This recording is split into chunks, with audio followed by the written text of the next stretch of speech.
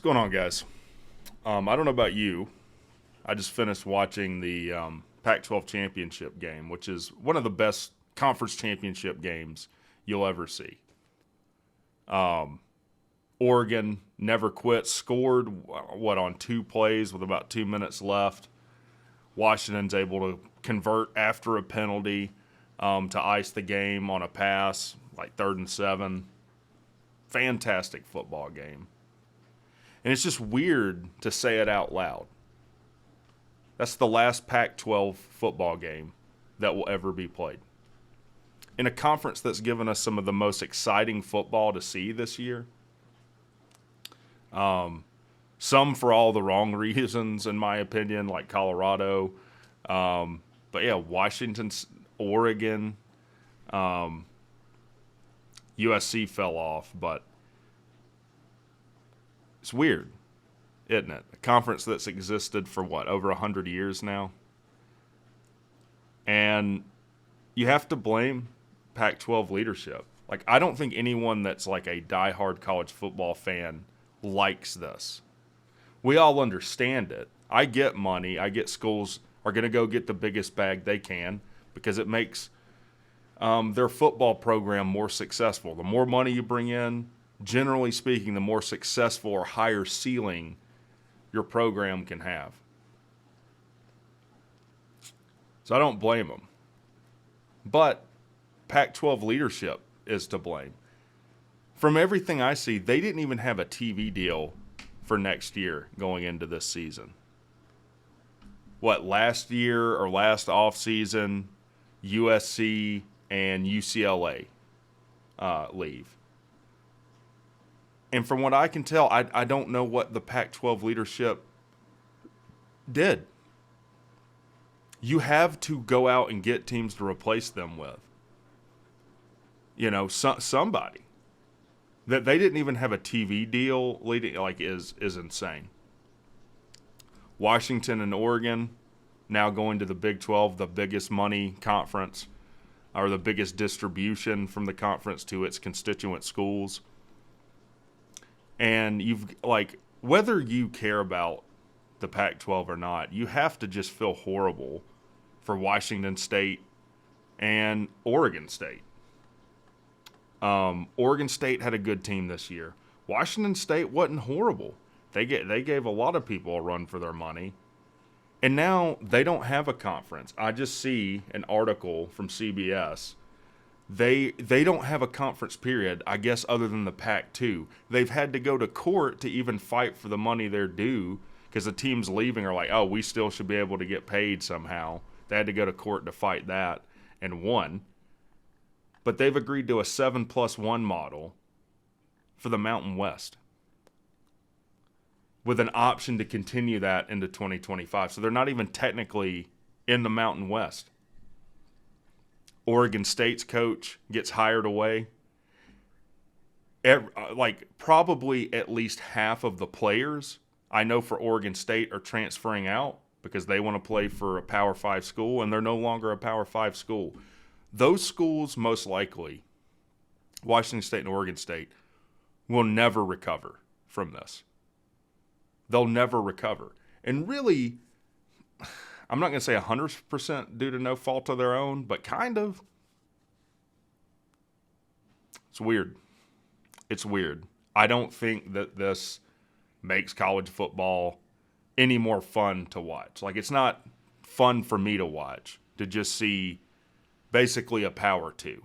I guess it's fun if your team is in one of those, and obviously I'm a Tech guy.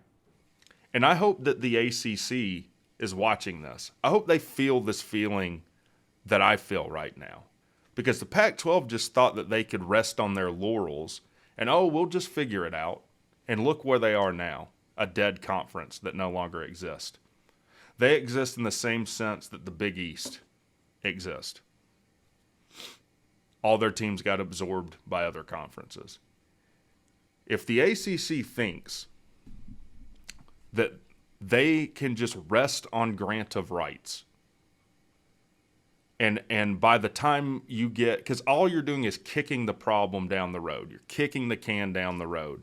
At some point, the buyout, as you get closer, is going to be more reasonable and feasible for teams like Florida State, Clemson, North Carolina, even like NC State, Miami, and they'll start moving too. So you have got to have something in place. You have got to address their grievances, which are money, before you get anywhere close to 2031. Or the ACC will be like this.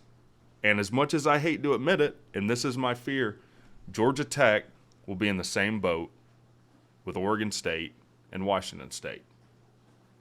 So I don't know. I hate it for college football. I think college football is more fun to watch with a Pac-12. It doesn't exist anymore. Even Colorado was able to find the Big 12 to go to. A big part of that probably, Coach Prime being there, as much grief as I've given him. And I do think he's done some really stupid things at Colorado. Demoting your OC when that's basically your whole team's chance of winning. When you have one of the worst defenses in college football. How would I know? I root for a team that has one of the worst defenses in college football. That would be like Georgia Tech demoting Buster Faulkner. Makes no sense. I don't know what the future holds for Oregon State and Washington State. Would it be poetic if Washington State ran the table? Probably not. They've already got a landing place. They're going to be fine. But you're just going to see the parity in college football grow and grow and grow with conference realignment, with NIL, with all of these things. So a lot of people might say, well, this is sour grapes because your team's not positioned well. No, Tech needs to get ahead of the curve on some of this. They've been historically behind the curve.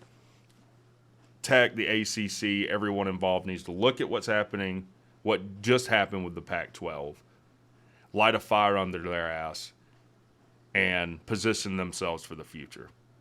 I can't believe I didn't mention this either. I'm a little distraught over all of this.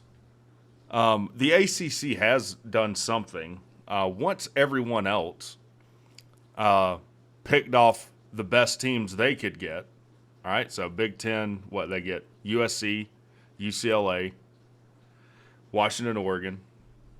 Big 12 gets Utah, another really good team. I didn't talk about them. Colorado, they went and got a bunch of teams. SEC obviously started this whole thing off taking Texas and Oklahoma. And I guess even before that took A&M, Missouri. And after all the dust settles from that, then the ACC takes the two teams in the worst financial spot in college football. Cal, the most indebted team in all of college football. They're about $400 million in debt, which tells you not many people are watching them. Like, they're not a huge draw. Stanford, not in great financial position. And SMU. Out of those three teams, SMU is the best get. And they're all willing to forego, I think, 7 years of payment. So if you're the most indebted team in college football, I don't know how you're going to survive not getting a conference payout for 7 years. SMU got the money together like that. I think SMU's a sleeping giant now that they're in the ACC. They have a ton of financial backing. So I guess what I'm saying is I'm not too confident in the ACC. You're telling me the ACC couldn't have gotten some of the teams that went to the Big 12?